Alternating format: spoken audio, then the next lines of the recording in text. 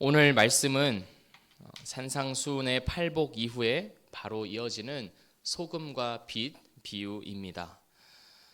특별히 오늘은 빛보다는 소금에 더욱 초점을 맞춰서 함께 말씀을 나누려고 합니다.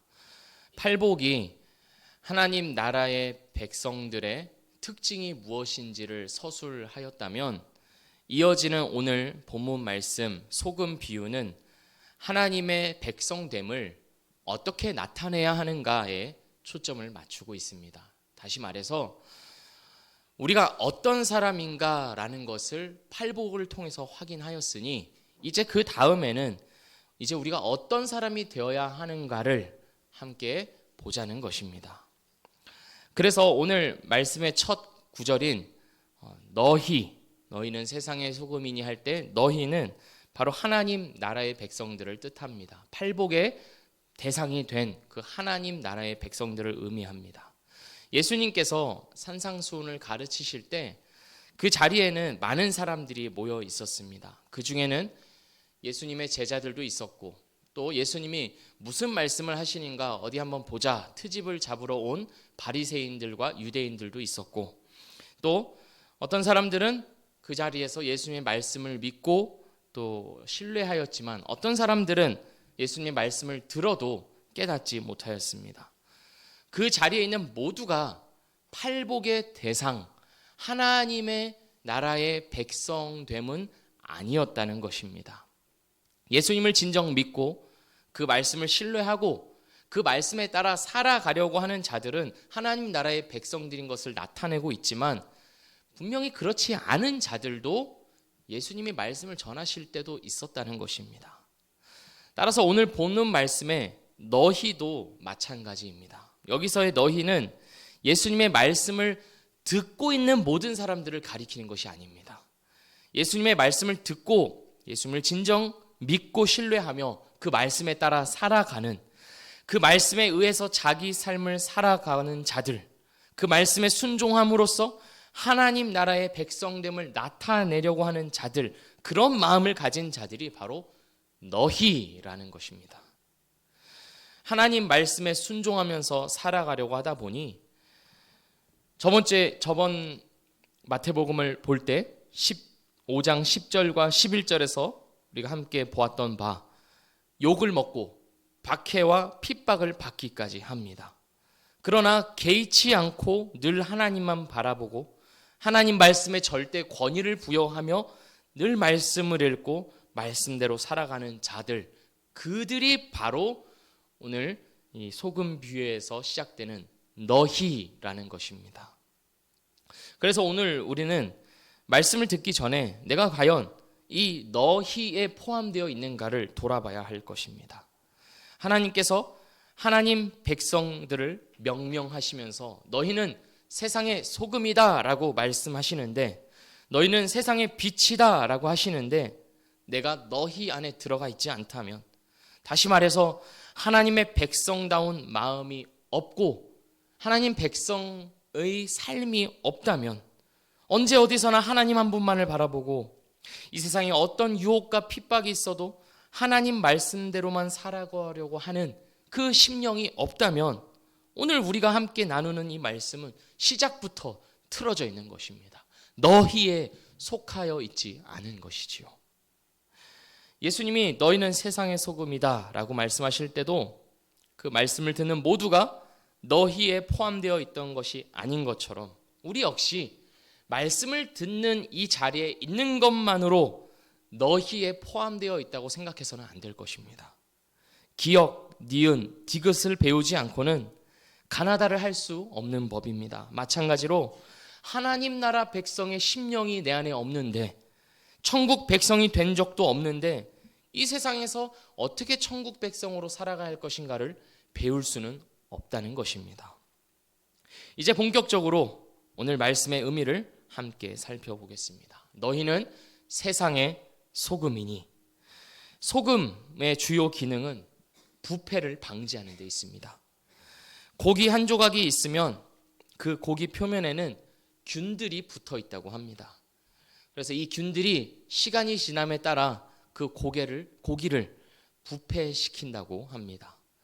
그런데 이 고기 속에 소금을 비벼 놓으면 균들이 고기를 부패하게 하는 일을 방지하거나 또한 늦춥니다. 기독교인이 세상 속에서 바로 이러한 역할을 한다는 것입니다.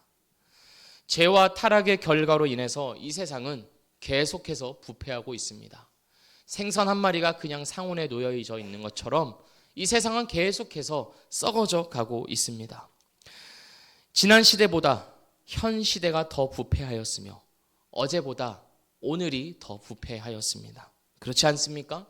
뉴스에서는 하루가 멀다 하고 끔찍한 사건, 사고들이 계속해서 일어납니다. 그나마 옛날에는 사건과 사고가 있어도 이유가 있었고 또 사연이 있었고 사정이 있었습니다. 정당화될 수는 없는 노릇이지만 말입니다. 그러나 이제는 이유가 없습니다. 순전히 자기 만족과 자기 재미로 범죄를 저지릅니다. 아무 이유 없이 아무 악감정 없는 사람들에게 칼을 휘둘러 놓고 사람이 이미 죽은 이후에 미안하게 되었다라고 말하는 그런 세상에 우리가 살고 있습니다. 하나님 나라의 백성이 된 자들, 팔복의 특징을 가진 자들, 참 기독교인이자 참 그리스도인인 자들은 바로 이러한 세상에서 소금의 역할로서 세상의 부패와 타락을 방지하고 지원하는 역할을 한다는 것입니다. 악이 팽배하고 거대하게 영향을 미치는 이 세상에서 나 하나가 무슨 그런 역할을 할 수 있냐고 생각할 수 있지만 문제는 내가 얼마나 그러한 악을 막을 수 있느냐에 있는 것이 아닙니다. 문제는 내가 정말로 소금의 역할을 하고 있느냐에 있는 것입니다. 정말 내가 소금의 역할을 함으로써 이 세상의 문제들이 막아지는 것은 그 다음의 일인 것입니다. 우리는 나라와 민족을 위해서 또 교회와 가정을 위해서 기도합니다. 하지만 우리는 때때로 이런 생각을 하기도 합니다. 내가 기도하는 게 얼마나 큰 효과가 있겠어. 내가 기도한다고 한들 뭐가 얼마나 달라지겠어. 그래서 기도를 쉽사리 포기하고 쭉 이어가지 못하곤 합니다. 하지만 기도를 하시는 분들은 아실 것입니다. 기도를 하는 이유는 기도를 함으로써 어떤 대단한 변화가 일어나기 때문이 아닙니다. 기도를 하는 이유는 그렇게 기도를 하지 않으면 나 자신이 부패하기 때문입니다. 나만의 생각과 감정에 사로잡혀서 하나님을 보지 못하게 되는 부패가 내 안에 일어나기 때문에 어거지라도 기도의 자리에 나아가서 기도를 하려는 것입니다. 이런 관점에서 봤을 때 나라와 민족, 가정과 교회를 위한 기도도 마찬가지입니다. 내가 기도함으로써 어떤 대단한 변화, 눈에 띄는 어떤 성과가 이루어지기를 기대하면서 기도할 것이 아니라 나의 기도가 나도 모르는 사이에 이 나라와 교회와 가정의 부패를 막는다는 생각으로 우리는 기도를 해야 합니다. 기도를 예로 들었습니다만 기도뿐만 아니라 기독교인은 그의 삶 전부를 통해서 세상의 부패와 타락을 방지하는 역할을 합니다. 하나님께서 우리에게 그 책임을 맡기신 것입니다. 소금으로서 우리는 이 세상과 달라야 합니다. 우리의 사고와 말과 행동이 정말이지 달라야 합니다. 나의 생각과 마음이 나의 생각과 마음으로부터 출발해서는 안 되고 말씀으로부터 출발해야 하며 말씀에 근거해야 합니다. 이 세상 사람들이 사는 그대로 우리가 살아서는 안 되는 것입니다. 하나님을 모르는 사람들의 일반적인 사고는 무엇입니까? 잘 먹고 잘 사는 것입니다. 육신의 만족과 행복이 최대 관심사입니다. 어떻게 하면 한 번뿐인 인생을 재미있고 편안하고 걱정 없이 행복하게 살 것인가에 초점이 맞춰져 있습니다. 그런데 소금으로서의 우리가 이러한 사고를 똑같이 하고 있다면 우리는 13절 후반부가 말하고 있는 바 소금이 소금되지 못하고 버려지는 결과를 맞이하게 될 것입니다. 예수님께서 소금을 염두에 두고 말씀하신 곳은 아마 사해였을 것이라고 학자들이 이야기합니다. 그런데 이 사해에서 소금이 만들어질 때 그곳 땅이 석회질로 이루어져 있기 때문에 석회가 소금에 섞여버리는 일들이 있다고 합니다. 예수님은 이런 경우를 두고 말씀하신 것입니다.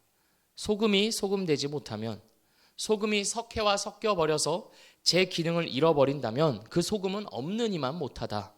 함부로 썼다가는 오히려 일을 더 망치기 때문에 차라리 버리는 것이 낫다.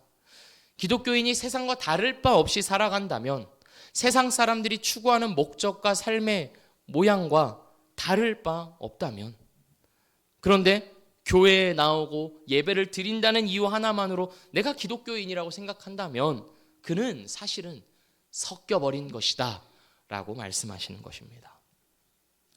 이와는 반대로 기독교인이 참된 기독교인으로 살아갈 때 그는 자연스럽게 소금의 역할을 하게 됩니다. 그가 있는 곳에서는 부패가 방지됩니다. 기독교인은 그의 생활과 또 성격과 품행으로서 악을 통제합니다. 어느 영역, 어느 상황에서든지 말입니다. 가정에서, 일터나 사무실에서, 그가 가는 어느 곳에서든지 그는 소금으로서 악과 부패를 방지하고 통제합니다. 어떻게 이런 일이 일어날까요? 윌리엄 윌버포스라는 사람이 있습니다. 18세기, 19세기의 영국 정치인입니다. 이 사람의 주요 업적은 노예제 폐지를 이끌어낸 것입니다. 영국이 기독교 국가였다는 점을 생각해 봤을 때 영국이 노예무역으로 막대한 부와 이익을 쌓았다는 것은 충격적일 만큼 부끄러운 점입니다. 하지만 윌버포스는 신앙적 양심으로 노예무역을 하는 것은 아무리 많은 부와 이익을 가져다 준다 하더라도 성경에 반대되는 일이라는 것을 끊임없이 정치계에서 주장하였고, 수많은 반대와 핍박, 심지어는 목숨을 잃을 수도 있는 그 수많은 박해 속에서도 결국 노예제 폐지라는 업적을 이루어냈습니다. 나라 전체가 부의 눈이 멀어서 썩어져 가고 있는 가운데 윌버포스라는 소금이 뿌려진 것입니다. 이러한 경우를 나열하자면 셀 수가 없을 것입니다. 기독교의 역사는 이렇게 뿌려진 소금의 역사와도 같습니다. 하나님께서 그러한 의인들을 남겨두셔서 부패한 이 세상이지만 그래도 그 가운데서 하나님의 뜻이 끊어지지 않고 이루어지고 이어지도록 하셨습니다. 우리도 이와 같은 역할을 우리의 삶 가운데서 감당하도록 하나님께서 우리를 보내셨음을 믿어야 할 것입니다. 어떻게 그런 일이 일어납니까? 내가 참된 기독교인으로 살아간다면, 내가 어디를 가든지 무엇을 하든지 기독교인임을 숨기지 않고 나는 그리스도인임을 나타내면서 그리스도인의 걸맞은 품행과 말과 행동과 섬김과 사랑을 보일 때 사람들은 점차적으로 이 사람은 하나님을 경외하는 사람이구나, 그리스도의 사랑이라는 것을 갖고 있는 사람이구나 라는 것을 인식하게 될 것이고, 그로 인하여서 어느덧 우리는 소금으로서 내가 있는 곳에 영향을 발휘하게 될 것입니다. 오늘 우리 한국 사회는 완전히 엉망이 되어 있습니다. 분노와 분열과 갈등과 살인과 자살과 성범죄의 소식이 끊이지 않는 참으로 어렵고 아프고 힘든 사회를 우리가 살아가고 있습니다. 그러나 우리는 이 사회를 탓할 것이 아니라 나라는 소금의 역할을 잘 감당하지 못함으로 인해 하나님 앞에 먼저 회개해야 할 것입니다. 부패를 방지하는 것은 국가의 역할도 아니고, 물론 국가의 역할도 있지만 본질적으로는 아니라는 것입니다. 경찰의 역할도 아닙니다. 의사의 역할도 아닙니다. 하나님께서 택하시고 세우신 소금된 우리, 참된 기독교인만이 부패를 방지할 수 있습니다. 기도함으로써, 사랑함으로써, 그리고 내가 있는 곳에서 섬김으로써 우리는 그렇게 이 세상 가운데 부패를 방지하는 것입니다. 그리고 이러한 사람들이 우리 이 땅에 점점 더 많아질 때 부패가 방지되는 일들이 더욱더 많아지는 것입니다. 그러니 우리가 평소에 무슨 생각을 하는지 돌아봐야 합니다. 이 세상의 부패와 악과 타락에 우리는 관심을 갖고 있습니까? 기독교인으로서 우리는 책임을 느끼고 있습니까? 나 하나의 역할을 잘 감당하지 못함으로 인하여서 이 땅에 이렇게 죄가, 악이 만연하다라는 그런 책임의식을 갖고 있습니까? 우리 가정과 교회와 나라를 위해서 어떻게 하면 내가 소금의 역할을 감당할 수 있을지에 대해서 하나님께 묻고 계십니까? 내 삶을 통해서 하나님의 나라가 이루어지기를 소망하고 계십니까?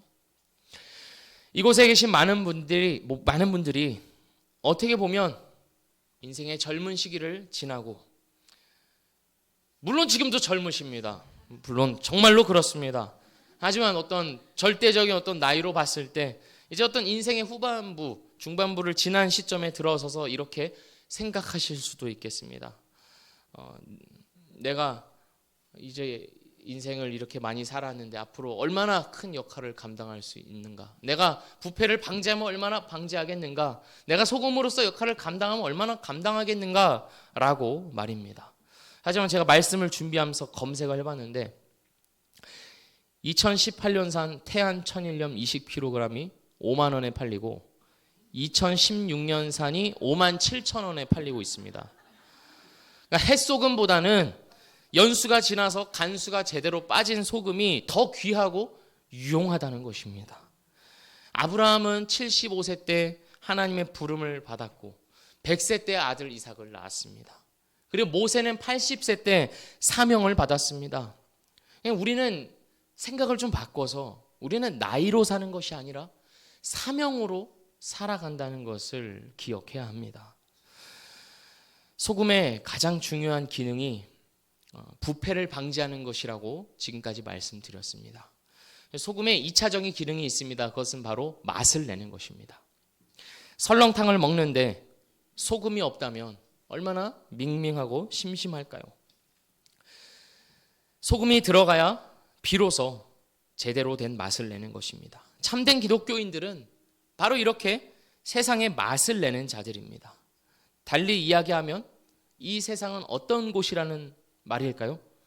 이 세상은 어떤 곳이냐면 맛이 없는 곳입니다. 무미건조하고 권태로운 곳입니다. 그래서 사람들은 이 무미건조함을 해결하려고 여러 가지 쾌락을 향하여서 동분서주하고 있습니다. 어떻게든 인생의 공허함을 달래기 위해서 온갖 자극을 찾아서 거기서 재미를 느껴보고자 하는 것입니다. 무언가에 몰입함으로써 인생의 의미를 발견하고자 합니다. 취미생활로, 운동으로, 여가로, 여행으로 그것이 내 인생의 전부인 것이냐? 물론 하나님께서 우리에게 허락하여 주신 선물 중에 일부이지만 그것이 삶의 중심이 되어버려서 내 인생의 불만족을 어떻게든 그런 것들로 해소하고자 하는 것입니다. 하지만 기독교인은, 참된 기독교인은 이런 쾌락과 재미가 많이 필요 없습니다. 기독교 신앙으로 진정한 삶의 맛을 누리고 있기 때문입니다. 제 말을 오해하셔서 나는 이제 여행을 안 가기로 했어, 이렇게 하시면 안 되는 겁니다. 무슨 말씀을 드리는지 아실 것입니다. 모든 즐거움과 기쁨의 원천이 되시는 예수님을 알고 있고 누리고 있기 때문에 그보다 더한 무언가를 찾을 필요가 없다는 것입니다. 인생의 진정한 재미와 의미는 나를 위한 무언가를 성취하고 누리는 데 있는 것이 아니라 주 예수 그리스도를 알고 또 알고 또 알고 또 알아가는 것에 있다는 것을 아는 자들, 그들이 바로 기독교인이고 그렇게 살아가는 것입니다. 그리고 그 예수님을 사랑하고 또 사랑하고 또 사랑하는 데 있는 것입니다. 또한 기독교인은 주변을 섬기면서 예수님의 사랑을 나타냅니다. 사람들을 섬기고 사랑하면서 그들의 영혼이 신앙 안에서 자라고 또 성장하는 것을 보면서 함께 기뻐하는 것, 그러한 기쁨만큼 기독교인들에게 더 큰 기쁨은 없어야 할 것입니다. 이 세상에 이런 기독교인들이 없다면 이 세상이 얼마나 각박해지겠습니까? 각자 저마다 제 살 길만 찾아서 산다면, 남이야 어떻게 살든 상관하지 않고 저 혼자만을 위해서 살아간다면 이 세상에 도대체 무슨 맛이 나겠습니까? 그러나 자기를 돌아보지 않고 희생하고 섬기는 기독교인들로 인하여서 영혼들이 세워지고 살아납니다. 우리 역시, 저도 그렇고 그러한 섬김과 사랑으로 지금까지 성장하고 살아올 수 있던 것 아니겠습니까? 우리 역시 그러한 존재들로서 다른 이들을 세워주고 사랑해주고 섬기고 성장케 하는데 쓰임 받아야 하는 것입니다. 우리는 어떻습니까? 나로 인해서 맛이 나고 있습니까? 내가 속한 곳에서 맛이 나는 삶을 살아가고 있습니까? 우리 성도님들에게 물어보기 전에 저 자신에게 물어봤을 때도 저는 참으로 부끄럽습니다. 제 성격이 내성적이고 사교적이지 못해서 사람과 대화하거나 또 관계를 맺는 것이 참으로 서투르고 어색합니다. 목사로서 사역을 하지만 과연 나로 인해 사람들이 좋은 영향을 받고 있는가, 맛을 내고 있는가를 생각해 보면 참으로 할 말이 없습니다. 하지만 이것이 과연 성격 탓인가를 돌아보면 그것은 또 아닌 것 같습니다. 성격의 문제가 아니라 내가 그만큼 소금으로서 존재하지 못했기 때문이 아닌가 하는 생각이 많이 듭니다. 오늘 본문 말씀이 말하고 있는 바 성격의 문제가 아니라 소금의 맛을 잃어버렸기 때문입니다. 소금이 소금되지 못하고 석회와 섞여버렸기 때문에 나 자신을 인식하는 데 있어서 하나님께서 주신 사명에 충실하지 못하였기 때문에 한없이 부끄러운 것입니다. 우리 말씀 한 장을 좀 같이 찾아봤으면 좋겠습니다. 요한복음 15장입니다.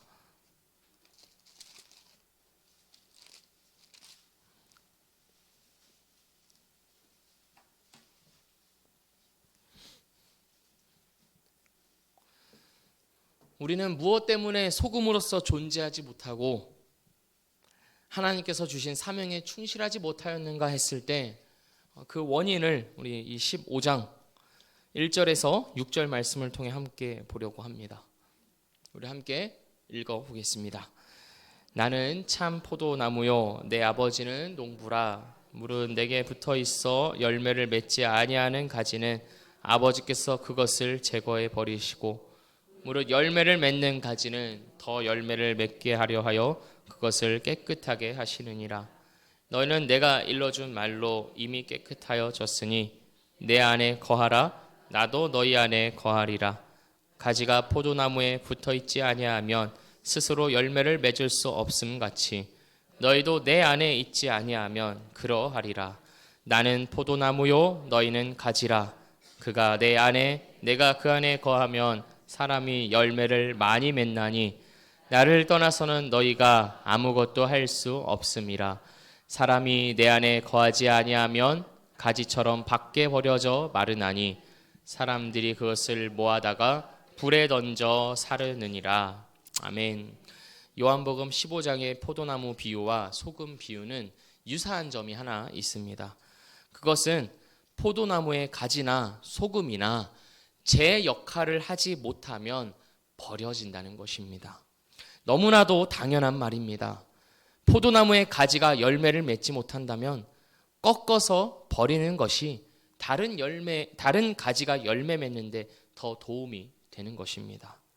그렇다면 포도나무의 가지가 열매를 맺지 못하는 이유는 무엇일까요? 우리가 함께 읽은 것처럼 4절 말씀 제가 다시 한번 읽겠습니다. 내 안에 거하라. 나도 너희 안에 거하리라. 가지가 포도나무에 붙어 있지 아니하면 스스로 열매를 맺을 수 없음 같이 너희도 내 안에 있지 아니하면 그러하리라. 가지가 열매를 맺지 못하는 이유는 포도나무에 붙어 있지 않기 때문입니다. 마찬가지로 우리가 예수님 안에 있지 않다면 우리 역시 아무런 열매를 맺지 못하는 인생이 되고 말 것입니다. 소금 비유를 여기에 대입해 보면 같은 맥락입니다. 소금이 제 역할을 하지 못하는 이유는 소금이 소금 되지 못하는 이유는 참된 소금이 되시는 주 예수 그리스도 안에 있지 않기 때문입니다. 내가 하나님을 머리와 생각으로만 믿고 의지하는 것이 아니라 참된 마음과 행실로 하나님을 늘 구하고 소통한다면 하나님은 내 마음을 주장하시고 하나님의 뜻을 알려주시고 또한 무엇에 순종해야 하는지를 깨닫게 하실 것입니다. 우리는 그 과정을 통해 열매를 맺게 될 것입니다. 그러나 실상 나를 돌아보면 한쪽 마음은 하나님께 있다가도 또 어느새 하나님에게서 마음이 벗어나 있습니다. 일관되지 못한 것입니다. 그러니 섞여버린 소금, 떨어져버린 가지가 되어 열매 맺지 못하는 인생이 되고 만다는 것입니다. 우리는 이미 하나님의 은혜로 구원을 받아 하나님의 천국 백성이 된 자들임을 기억해야 합니다. 우리는 그러한 자들입니다. 그러나 그러한 은혜를 받았음에도 불구하고, 하나님께서 내게 주신 은혜가 있음에도 불구하고 그 은혜를 계속해서 이어가지 못하고 그냥 나는 은혜를 받았으니까 하는 과거에 머물러 있다면 우리는 어느덧 포도나무에게서 떨어져 있다는 것입니다. 하나님 늘 나에게 그 은혜를 주시고, 하나님 나를 주님의 은혜 안에 늘 사로잡아 주십시오 하는 그 가난한 심령으로 늘 붙어 있어야 하는 것이지, 거기로부터 떨어졌기 때문에 우리는 어느덧 말라버린 가지가 되고 석회와 섞여버린 소금이 되고 말았다는 것입니다. 이것은 너가 인생에서 어떤 결과를 만들어내지 못하면 나는 너를 버리고야 말 거야 하는 어떤 그런 협박을 하는 것이 아닙니다. 그러한 협박으로서 이 말씀을 하신 것이 아니라, 소금이 소금이라면, 포도나무의 가지가 포도나무에 붙어 있다면 자연스럽게 당연히 그러한 열매와 또 소금의 역할을 당연히 잘 감당할 수 있을 것이라는 말씀을 하시는 것입니다. 말씀을 정리하겠습니다. 예수님께서는 팔복을 말씀하시면서 천국 백성된 자들의 특징이 어떠함을 말씀하셨습니다. 그리고 이어서 천국 백성이 된 자들이 이 세상에서 어떤 모습으로 살아야 하는가를 말씀하셨습니다. 그것은 바로 소금입니다. 이 세상의 부패를 막고 이 세상의 맛을 내는 소금, 그것이 우리가 이 세상에서 받은 사명입니다. 주님께서 우리가 소금이라 말씀하실 때 그냥 소금이다 라고 말씀하신 것이 아니라 세상의 소금이다 라고 말씀하신 것을 기억하십시오. 세상의 소금이라는 말은 세상 가운데에 문질러지고 녹아 들어가야 한다는 의미입니다. 그럼으로써 소금의 역할을 감당하는 것입니다. 소금은 소금 홀로 존재하는 것으로는 존재 가치가 없습니다. 청정한 바다에서 만들어진 천일염이든 9번 구운 죽염이든 히말라야에서 채취해온 소금이든 아무리 귀한 소금이라 할지라도 소금이 쓰이지 못하고 그대로만 있다면 그것은 소금이 아닙니다. 장식품이지요. 우리는 어쩌면 소금으로만 존재하려고 하지는 않습니까? 소금은 세상 가운데로 뿌려지고 비벼지고 녹여져야 비로소 부패를 방지하고 맛을 내게 되는 것입니다. 하나님께서 우리를 이미 이 세상 가운데 뿌리셨습니다. 이 가정에, 나의 일터와 나의 관계하는 모든 사람들 가운데, 또 우리 교회에 하나님께서 우리를 소금으로써 뿌리셨습니다. 이 소금의 사명을 각자의 자리에서 감당할 때 우리는 주님 보시기에 아름다운 열매들을 우리 인생 가운데 맺어갈 것입니다. 우리가 맺는 것이 아니요, 하나님께서 그러한 열매들을 만들어 내실 것입니다. 하나님은 우리에게 대단한 일을 요구하시는 것이 아닙니다. 작은 것부터 시작해야 하는 것입니다.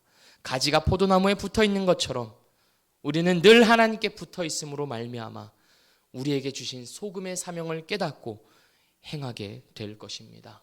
이러한 복이 우리 모두에게 있기를 주님의 이름으로 축복합니다. 기도하겠습니다. 하나님 아버지, 하나님께서는 우리를 천국 백성으로 불러주시고 주 예수 그리스도로 인한 구원의 은혜를 허락하여 주셨습니다. 그리고 그렇게 주님의 은혜를 받은 자들이, 천국 백성이 된 자들이 이 세상을 살아감에 있어서 어떻게 살아가야 할 것인가를 말씀하시면서 소금으로서 살아가라고 말씀하셨습니다. 그러나 주님, 우리를 돌아보면 우리는 소금 되지 못하고 석회와 섞여서 쓸모없이 이도저도 아닌 삶을 살아오지는 않았나 돌아봅니다. 주님, 우리를 불쌍히 여겨주시고 우리를 새롭게 하여 주셔서 이제는 우리의 마음이 늘 하나님께 붙어 있고 하나님을 의지하고 하나님께 순종함으로 말미암아 소금으로서 살아가는 만나는 인생 되게 하여 주시옵소서. 죄악으로 물들어져가는 이 세상 가운데 하나님께서 뿌리신 나의 삶의 자리에서 부패를 방지하며 나로 인하여서 사람들이 하나님을 더욱 알게 되며 살만 나게 되는 그러한 복된 인생들로 우리를 만들어 가 주시옵소서. 우리를 그렇게 인도해 주실 것을 믿고 감사드리오며 예수 그리스도의 이름으로 기도합니다. 아멘.